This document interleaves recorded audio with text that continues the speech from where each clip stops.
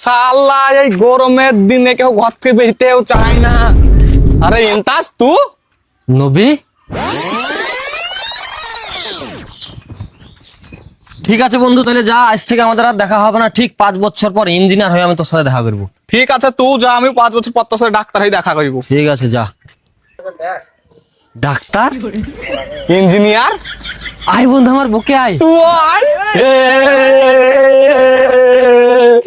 লাচালাচি তো মেলাই হইলো, তো বিজনেস কেমন চলছে তাই বল।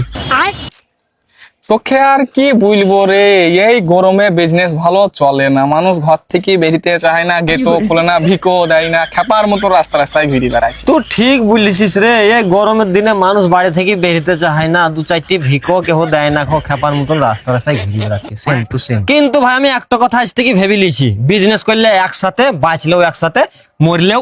ও কথা বলতে নাই শোনা, বলবো না? না। ঠিক আছে, চ তাহলে বিজনেসে যাই। কই গো, কেউ আছো বাড়িতে? দরজাটা খুলো। আজ এখানে যাচ্ছি, কেউ দরজা খুলতে চায় না, গরমে গাড়ি সব ঘুমিয়েছে জানি। কই গো, কেউ আছো?